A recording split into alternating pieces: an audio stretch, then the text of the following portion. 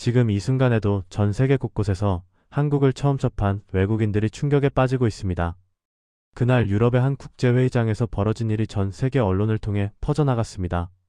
한국을 아시아의 작은 나라 정도로만 알고 있던 서방의 정치인들과 기업인들이 단 몇 초 만에 표정이 굳어버렸습니다. 그들이 우습게 여기고 대수롭지 않게 생각했던 그 나라가 자신들이 상상조차 하지 못한 수준의 기술력과 경제력과 문화적 영향력을 갖추고 있다는 사실을 깨달은 순간이었습니다. 언론은 이 충격적인 반전을 뒤늦게야 보도했고 한국을 무시했던 이들은 자신들의 무지를 뼈저리게 후회해야 했습니다. 세계가 미처 몰랐던 대한민국의 진짜 실력 지금부터 공개합니다. 시작하기 전에 아직 구독하지 않으셨다면 구독 버튼 한번 눌러주시고 이 이야기가 끝날 때까지 함께 해주세요.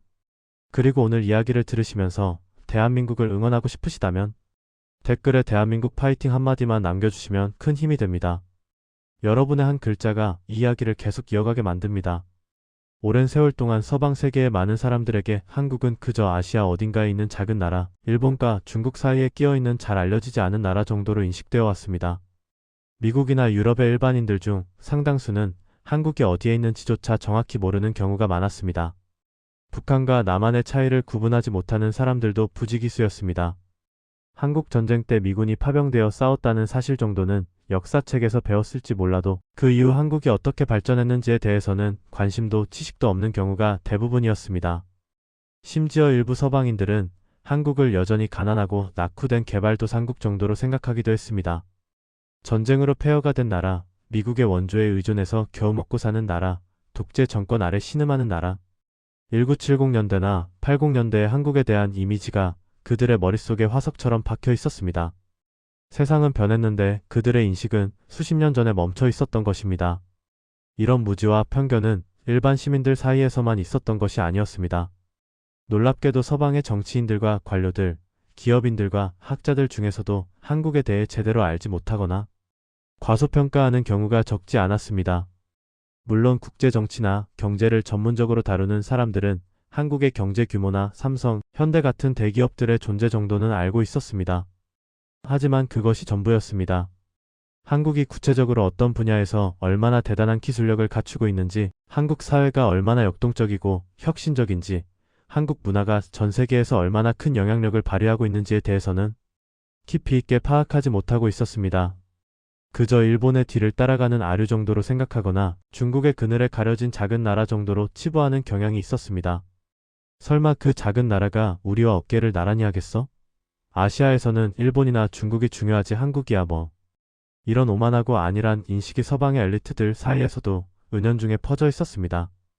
유럽연합 본부가 있는 브뤼셀에서 열린 한 국제 경제 포럼의 에피소드가 이런 상황을 단적으로 보여줍니다. 이 포럼에는 유럽 각국의 경제 장관들과 고위 관료들, 글로벌 대기업의 CEO들, 저명한 경제학자들이 대거 참석했습니다. 회의 주제 중 하나가 글로벌 공급망과 첨단 기술 경쟁이었는데 토론 과정에서 한 독일 참석자가 별 생각 없이 말했습니다.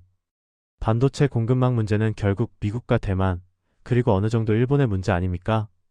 우리가 아시아의 모든 나라를 다 신경 쓸 수는 없으니 핵심 플레이어들에 집중합시다. 그 발언에 동조하는 분위기가 형성되려는 순간 회의에 참석하고 있던 한국 대표단의 한 관계자가 조용히 손을 들었습니다. 그리고 담담한 목소리로 몇 가지 사실을 언급했습니다. 참고로 말씀드리면 전 세계 메모리 반도체 시장의 70% 이상을 한국 기업들이 점유하고 있습니다.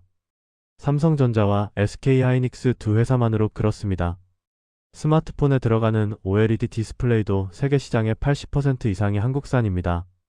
전기차 배터리 시장에서도 한국 기업들이 세계 상위권을 차지하고 있습니다.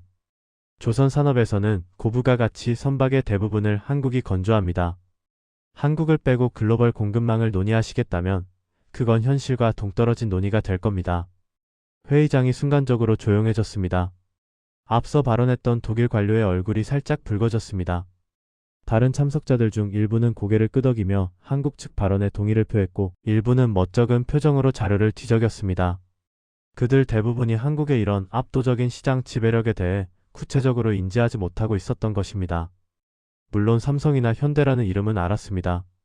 하지만 그 기업들이 그리고 대한민국이라는 나라가 세계 경제에서 실제로 얼마나 핵심적인 위치를 차지하고 있는지는 제대로 파악하지 못하고 있었습니다. 그날 회의 이후 여러 유럽 참석자들이 한국 대표단에게 다가와 명함을 교환하고 향후 협력 가능성을 타진했다고 합니다. 불과 몇 분 전까지만 해도 한국을 거론할 가치조차 없다는 듯이 행동하던 사람들이었습니다. 한국의 진짜 실력을 깨닫는데 단 몇 초밖에 걸리지 않았지만 그 몇 초가 그들의 인식을 완전히 뒤바꾸어 놓았습니다. 이런 에피소드는 비단 브뤼셀에서만 있었던 것이 아닙니다. 전 세계 곳곳에서 비슷한 일들이 끊임없이 벌어지고 있습니다. 한국을 잘 모르거나 과소평가하던 외국인들이 한국의 진짜 실력을 접하고 충격을 받는 사례가 날이 갈수록 늘어나고 있습니다. 그 충격의 양상은 다양합니다. 어떤 이들은 한국의 기술력에 경악합니다. 어떤 이들은 한국의 경제 규모와 성장 속도에 놀랍니다. 어떤 이들은 한국 문화의 세계적인 영향력에 감탄합니다. 어떤 이들은 한국 사회의 안전함과 편리함에 감명받습니다. 어떤 이들은 한국 음식의 맛과 다양함에 매료됩니다. 그 모든 경험의 공통점은 그들이 기존에 가지고 있던 한국에 대한 인식이나 기대가 현실 앞에서 완전히 무너지고 완전히 새로운 시각으로 한국을 바라보게 된다는 것입니다. 도널드 트럼프 미국 대통령조차도 한국에 대해 새롭게 인식하게 된 계기가 있었습니다. 트럼프는 첫 번째 대통령 임기 때 한국을 여러 차례 언급했는데 초반에는 주로 방위비 분담 문제로 한국을 압박하는 맥락이 많았습니다. 한국이 미국의 안보를 의존하면서 충분한 비용을 지불하지 않는다는 불만이었습니다. 하지만 임기가 진행되면서 트럼프도 한국의 경제적 중요성을 점점 더 인식하게 되었습니다. 특히 반도체 공급망 문제가 부각되면서 삼성전자와 SK하이닉스의 전략적 가치를 깨닫게 되었습니다. 이재용 삼성전자 회장이 미국을 방문하여 대규모 반도체 투자 계획을 발표했을 때 트럼프 행정부는 이를 크게 환영했습니다. 한국 기업의 투자가 미국 경제와 일자리 창출에 얼마나 중요한지 실감했기 때문입니다. 두 번째 임기를 시작한 트럼프는 한국에 대해 예전보다 훨씬 더 우호적이고 존중하는 태도를 보이고 있습니다. 물론 그의 거래적 사고방식은 여전하지만 한국을 단순히 압박의 대상이 아니라 중요한 경제적 파트너로 인식하게 된 것은 분명합니다. 시진핑 중국 국가주석과 중국 지도부도 한국의 실력을 새삼 인식하게 된 경험이 있습니다. 중국은 오랫동안 한국을 미국의 동맹국이자 지정학적 골칫거리 정도로 여기는 경향이 있었습니다. 사드 THAAD 배치 문제로 한국의 경제 보복을 가했을 때 중국은 한국이 금방 굴복할 것이라고 예상했을 수 있습니다. 하지만 한국은 굴복하지 않았습니다. 오히려 중국 의존도를 줄이기 위한 노력을 강화했고 다른 시장을 개척했습니다. 시간이 지나면서 중국 지도부는 한국을 무시하거나 압박하는 것이 쉽지 않다는 것을 깨닫게 되었습니다. 특히 반도체 분야에서 중국은 한국에 대한 의존도가 심각했습니다. 미국이 중국에 대한 반도체 수출 규제를 강화하면서 중국은 첨단 반도체를 확보하는 것이 점점 더 어려워졌습니다. 삼성전자와 SK하이닉스의 중국 내 공장들은 중국의 반도체 생태계에서 중요한 역할을 하고 있었는데 이 공장들의 운명이 한국과 미국의 정책 결정에 달려있다는 것은 중국으로서는 불편한 현실이었습니다. 시진핑은 한국을 얕보기보다는 전략적으로 관리해야 할 대상으로 인식하게 되었습니다. 일본의 다카이치 사나의 총리와 일본 사회의 한국에 대한 인식 변화도 주목할 만합니다. 전통적으로 일본에서는 한국을 자신들보다 한 수 아래로 보는 시각이 있었습니다. 식민 지배의 역사, 전후 일본의 빠른 경제성장, 기술력에서의 우위 등을 근거로 일본인들 상당수가 한국에 대해 우월감을 가지고 있었습니다. 하지만 최근 10여 년 사이에 이런 인식이 급격히 흔들리고 있습니다. 반도체, 디스플레이, 배터리, 스마트폰, 자동차 등 첨단 산업 분야에서 한국 기업들이 일본 기업들을 추월하거나 앞서 나가는 현상이 뚜렷해졌습니다. 삼성전자는 소니나 파나소닉을 이미 오래전에 제쳤고 현대자동차는 도요타와 경쟁하고 있습니다. 문화 분야에서는 한류가 세계를 휩쓸면서 일본 대중문화의 영향력을 압도하고 있습니다. BTS와 블랙핑크는 일본의 어떤 아티스트보다도 세계적인 인지도와 인기를 누리고 있습니다. 오징어 게임은 넷플릭스 역사상 가장 많이 시청된 콘텐츠가 되었습니다. 일본 내에서도 한류의 인기는 엄청납니다. 특히 젊은 세대 사이에서 한국 문화에 대한 호감도가 매우 높습니다. 이런 변화에 일본 사회는 복잡한 감정을 느끼고 있습니다. 한국에 대한 기존의 우월감과 새로운 현실 사이의 간극이 혼란과 불편함을 야기하고 있습니다. 다카이치 총리를 포함한 일본 지도층은 한국과의 관계를 어떻게 설정해야 할지 고민 중입니다. 과거처럼 한국을 무시하거나 깔볼 수는 없게 되었습니다. 어떤 분야에서는 한국에서 배워야 할 점도 있다는 것을 인정해야 하는 상황이 되었습니다. 북한의 김정은 국무위원장에게 남한의 발전은 가장 불편하고 인정하기 싫은 현실일 것입니다. 김정은 정권은 북한 주민들에게 남한이 미국의 식민지이며 경제적으로도 극심한 빈부격차와 사회 문제로 고통받고 있다고 선전합니다. 하지만 한류 콘텐츠와 남한 정보가 북한 내부로 조금씩 스며들면서 북한 주민들도 남한의 실제 모습을 점점 더 알게 되고 있습니다. USB에 담긴 남한 드라마와 영화, 중국을 통해 들어오는 남한 상품들, 탈북자들을 통해 전해지는 이야기들이 북한 당국의 선전과 완전히 다른 현실을 보여줍니다. 남한이 세계에서 가장 발전한 나라들 중 하나이며 북한과는 비교조차 할 수 없을 정도로 풍요롭고 자유로운 사회라는 것을 북한 주민들도 서서히 깨닫고 있습니다. 김정은에게 이것은 체제 유지에 대한 근본적인 위협입니다. 남한의 성공 자체가 북한 체제의 정당성을 부정하기 때문입니다. 같은 민족, 같은 언어, 같은 역사를 공유하면서 왜 남한은 저렇게 잘 살고 북한은 이 모양인가라는 질문에 북한 당국이 제시할 수 있는 설득력 있는 답은 없습니다. 한국의 진짜 실력이 세계에 알려지게 된 데는 여러 계기들이 있었습니다. 그 중에서도 가장 강력한 것은 한류, 특히 K-팝과 K-드라마, K-영화의 세계적 성공이었습니다. 문화의 힘은 정치나 경제보다 더 직접적이고 감성적으로 사람들에게 다가갑니다. 외국인들이 한국에 대해 관심을 갖게 되는 첫 번째 계기는 대부분 한류 콘텐츠입니다. BTS의 음악을 듣고 블랙핑크의 뮤직비디오를 보고 오징어 게임이나 기생충 같은 작품에 빠져들면서 한국이라는 나라에 호기심을 갖게 됩니다. 그리고 그 호기심이 한국에 대한 더 깊은 관심으로 이어집니다. 한국의 역사, 사회, 경제, 기술, 음식 등 다양한 분야에 대해 알아보게 됩니다.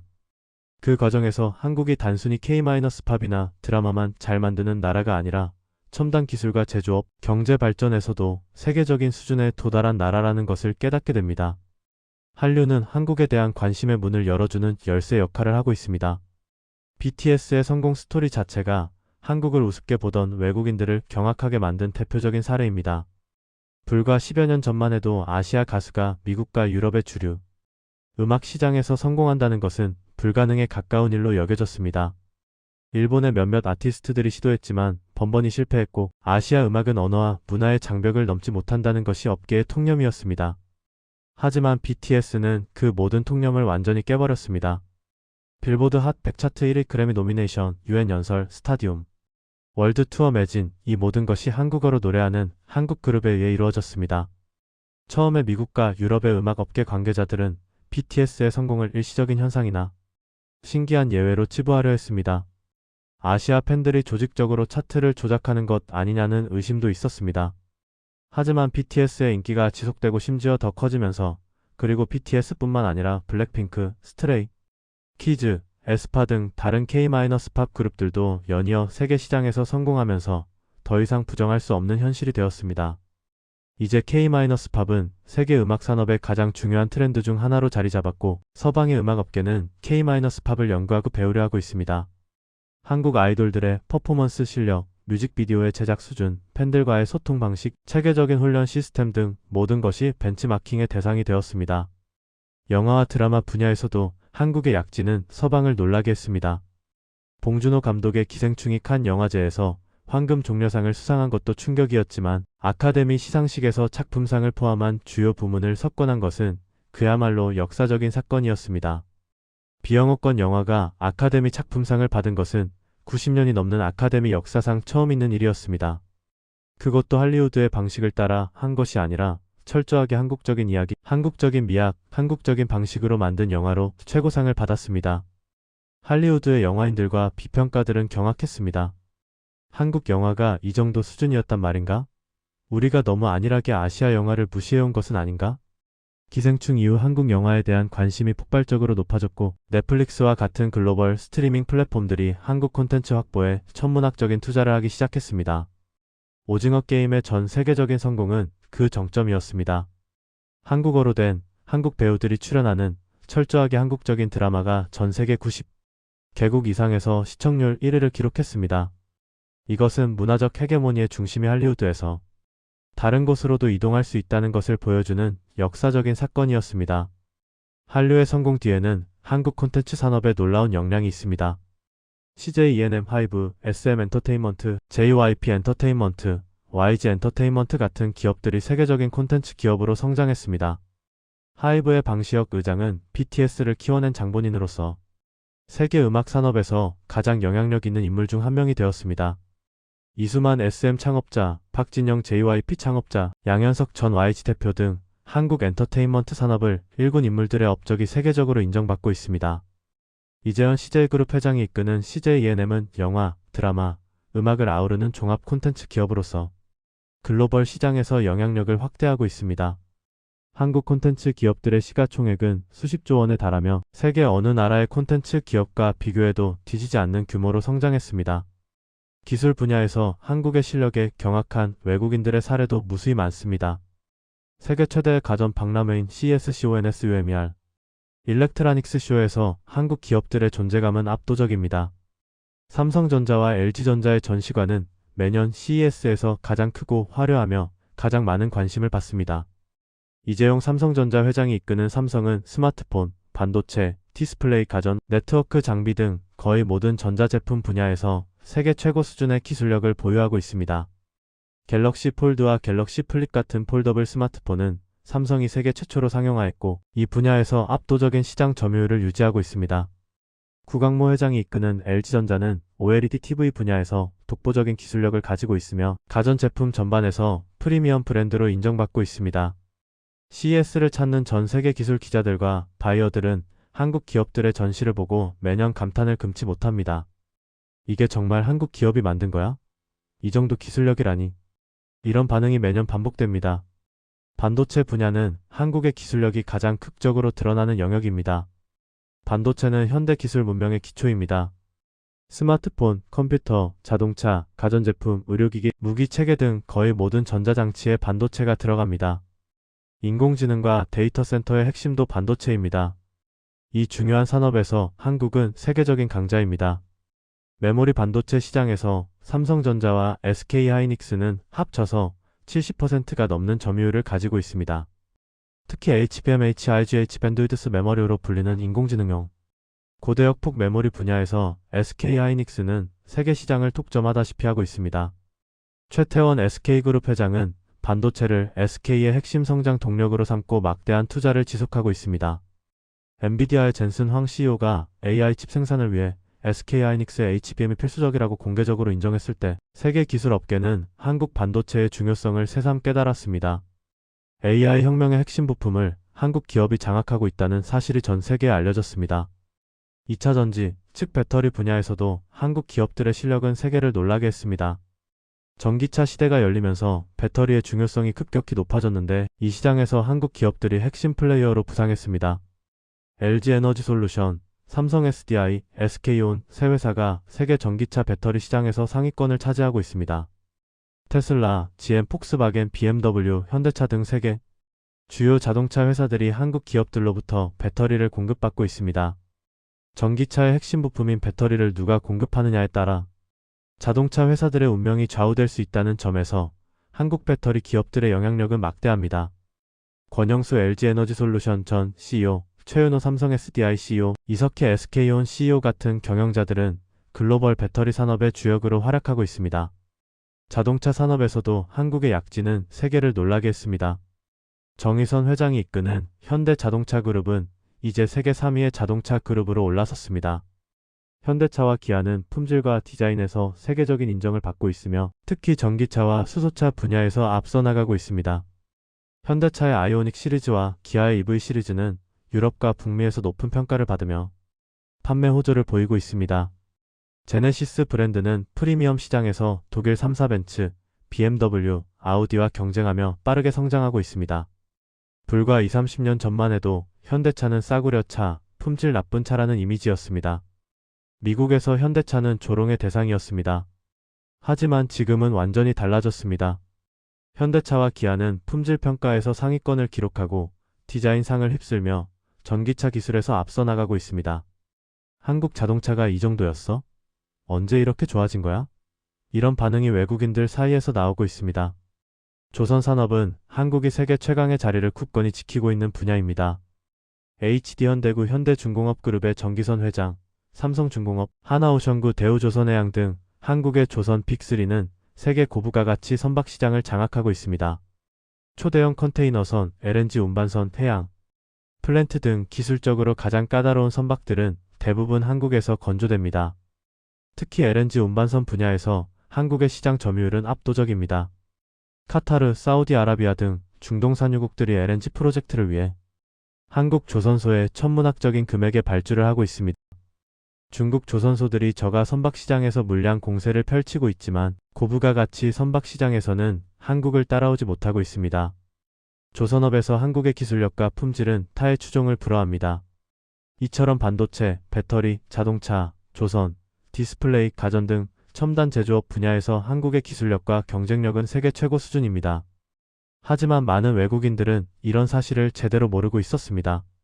그들의 머릿속에는 아직도 과거의 한국, 개발도상국 한국의 이미지가 남아있는 경우가 많았습니다. 그러다가 실제로 한국의 기술력을 접하거나 한국 제품을 사용해보거나 한국에 대한 정보를 새로 접하게 되면서 충격을 받는 것입니다. 이게 한국이라고? 언제 이렇게 발전한 거지? 어떻게 이게 가능한 거지? 한국 경제의 성장 스토리 자체가 외국인들을 경악하게 만드는 요소입니다. 1953년 한국 전쟁이 끝났을 때 한국은 세계에서 가장 가난한 나라들 중 하나였습니다. 1인당 국민소득이 $70도 안 되었습니다. 아프리카의 가난한 나라들보다도 못한 수준이었습니다. 국토는 전쟁으로 완전히 폐허가 되었고 산업 기반은 거의 전무했습니다. 국제사회의 원조에 의존해서 겨우 연명하는 처지였습니다. 그런데 그로부터 70년이 지난 지금 한국은 세계 10위권의 경제대국이 되었습니다. 1인당 국민소득은 $30,000를 넘어 선진국 대열에 합류했습니다.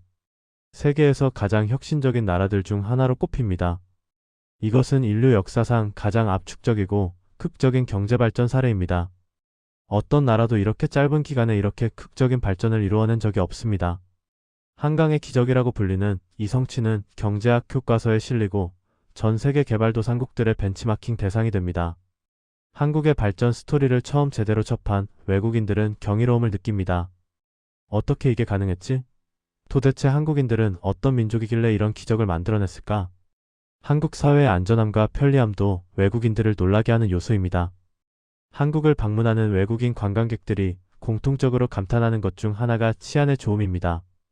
밤늦게 혼자 거리를 걸어도 안전합니다. 여성들이 늦은 밤 대중교통을 이용해도 큰 불안을 느끼지 않습니다. 소매치기나 강도 같은 범죄가 다른 나라들에 비해 현저히 적습니다. 물건을 두고 와도 돌려받는 경우가 많습니다. 미국이나 유럽의 대도시에서 온 관광객들에게 이런 안전함은 신선한 충격입니다. 이렇게 안전한 나라가 있다니. 서울 같은 대도시에서 이 정도 치안이 유지된다니 믿기 어렵다. 대중교통의 편리함과 효율성도 외국인들을 감탄하게 합니다. 서울의 지하철 시스템은 세계에서 가장 효율적인 도시철도 중 하나로 평가받습니다. 정시 운행률, 청결도, 편의시설, 환승 시스템 등 모든 면에서 높은 점수를 받습니다. 버스 시스템도 잘 정비되어 있고 택시는 안전하고 요금이 합리적입니다. KTX는 전국 주요 도시를 빠르게 연결합니다. 뉴욕이나 파리의 낡고 불결한 지하철에 익숙한 외국인들이 서울 지하철을 타보면 놀랍니다. 어떻게 이렇게 깨끗하고 효율적일 수 있지? 인터넷 속도와 IT 인프라도 외국인들을 놀라게 합니다. 한국은 세계에서 인터넷 속도가 가장 빠른 나라들 중 하나입니다. 거의 전국 어디서나 고속 인터넷을 사용할 수 있습니다. 모바일 인터넷 속도도 세계 최고 수준입니다. 카페나 식당에서 무료 와이파이를 쉽게 이용할 수 있습니다. 스마트폰으로 거의 모든 것을 할 수 있는 디지털 사회가 구현되어 있습니다. 배달 앱, 결제 앱, 교통 앱 등 일상생활의 모든 영역이 디지털화되어 있습니다. 디지털 인프라가 덜 발달한 나라에서 온 외국인들은 한국의 IT 환경에 감탄합니다.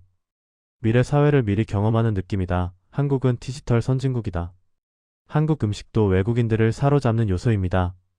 한류의 확산과 함께 한국 음식에 대한 관심도 세계적으로 높아졌습니다. 김치, 비빔밥, 불고기, 삼겹살, 치킨, 떡볶이, 김밥 등 한국 음식이 세계 각국에서 인기를 끌고 있습니다. 미국과 유럽의 대도시에는 한국 식당이 늘어나고 있고 한국 식재료를 취급하는 슈퍼마켓도 증가하고 있습니다. 한국 라면은 세계적인 히트 상품이 되었습니다. 농심, 삼양식품, 오뚜기 등 한국 식품 기업들의 수출이 급증하고 있습니다. 한국을 방문한 외국인들은 한국 음식의 다양함과 맛에 감탄합니다. 길거리 음식부터 고급 한정식까지 한국 음식의 세계는 깊고 넓습니다. 처음 먹어본 음식인데 이렇게 맛있을 수가. 한국에는 맛있는 음식이 정말 많다. 한국의 의료 시스템과 기술도 외국인들을 놀라게 합니다. 한국은 의료 강국으로서 의료 관광객들이 전 세계에서 찾아옵니다.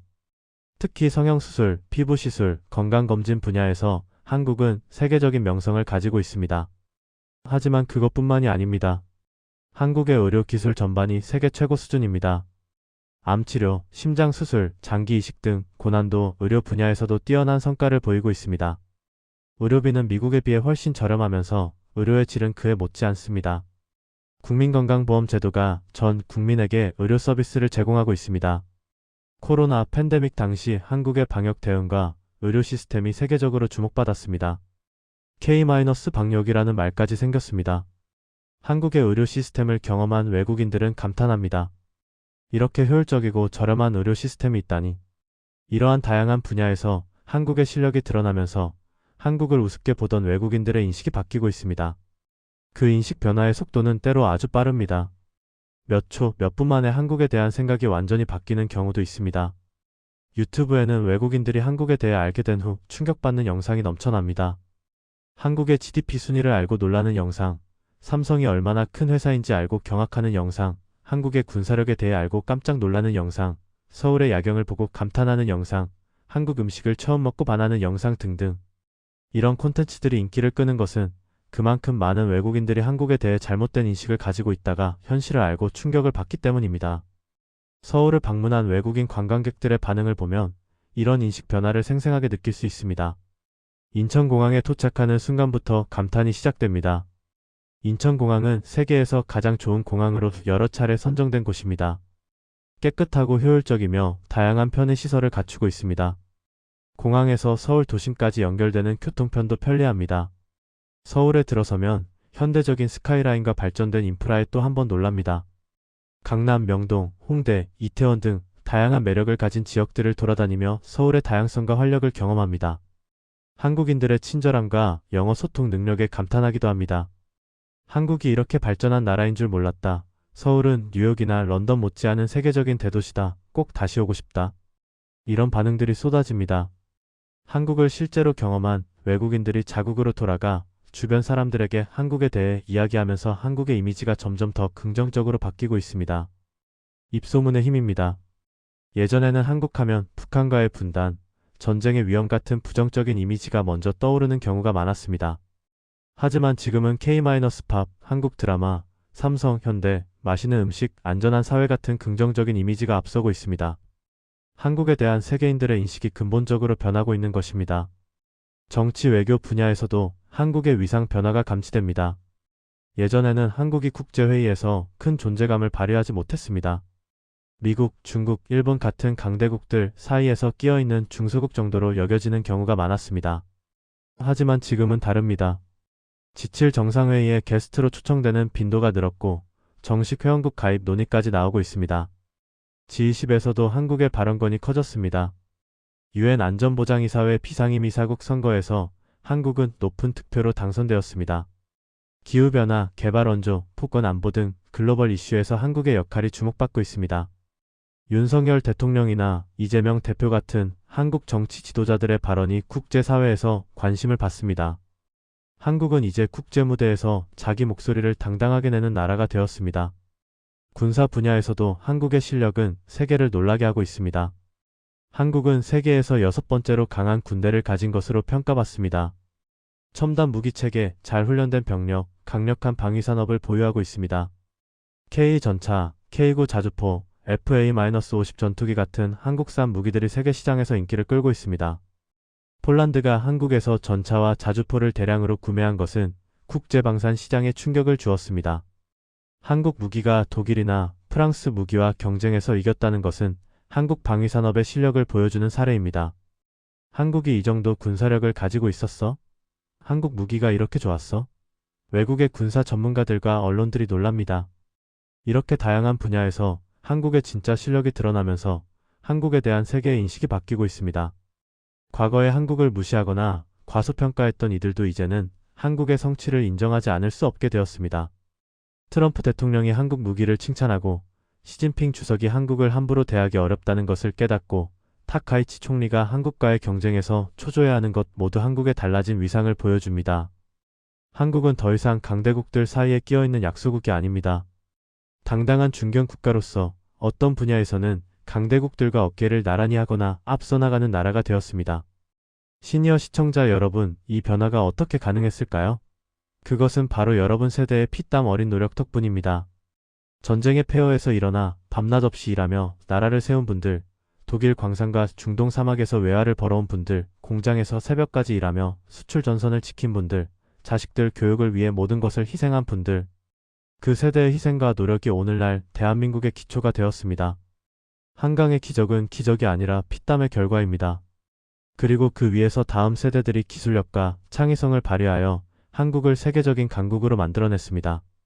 삼성을 세계 최고의 전자기업으로 키운 것도, 현대를 글로벌 자동차 그룹으로 성장시킨 것도, BTS와 한류를 세계에 퍼뜨린 것도 모두 한국인들의 노력입니다. 이제 세계가 그 노력의 결과를 보고 놀라고 있는 것입니다.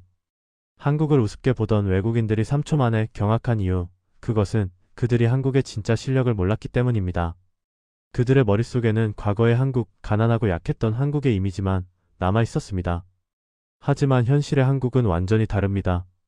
세계 최고 수준의 기술력, 역동적인 경제, 매력적인 문화, 안전한 사회, 맛있는 음식, 친절한 국민. 이 모든 것이 한국의 진짜 모습입니다. 그것을 처음 알게 되는 순간 외국인들은 충격을 받습니다. 기존의 편견과 현실 사이의 간극이 너무 크기 때문입니다. 하지만 그 충격은 대부분 긍정적인 방향으로 작용합니다. 한국에 대한 호감과 존경심으로 바뀝니다. 한국이라는 나라를 새로운 눈으로 보게 됩니다. 대한민국은 소리를 높이지 않았습니다. 우리가 최고라고 자랑하거나 떠벌리지 않았습니다. 대신 묵묵히 실력을 쌓았고 기다렸고 결과로 보여주었습니다. 세계가 한국을 무시할 때도 한국은 자기 할 일을 했습니다. 기술을 개발하고 품질을 높이고 문화를 창조하고 사회를 발전시켰습니다. 그리고 어느 순간 세계가 한국을 다시 보게 되었습니다. 이 작은 나라가 이렇게 대단했다니. 이제 한국을 무시하는 것은 더 이상 가능하지 않습니다. 한국은 세계가 인정하는 강국이 되었습니다. 진짜 강한 나라는 먼저 위협하지 않습니다. 허세를 부리거나 자랑하지 않습니다. 선택권을 쥐고 끝까지 침묵하며 때를 기다릴 뿐입니다. 그리고 때가 오면 실력으로 말합니다. 대한민국이 바로 그런 나라입니다. 앞으로도 한국은 묵묵히 자기 길을 걸어갈 것입니다. 더 좋은 기술, 더 좋은 제품, 더 좋은 문화, 더 좋은 사회를 만들어갈 것입니다. 그리고 세계는 계속해서 한국의 진짜 실력에 놀랄 것입니다. 오늘 이야기가 의미 있었다면 좋아요로 남겨주시고 다음 이야기에서도 우리가 몰랐던 세계의 이면을 계속 전해드리겠습니다. 대한민국 파이팅입니다.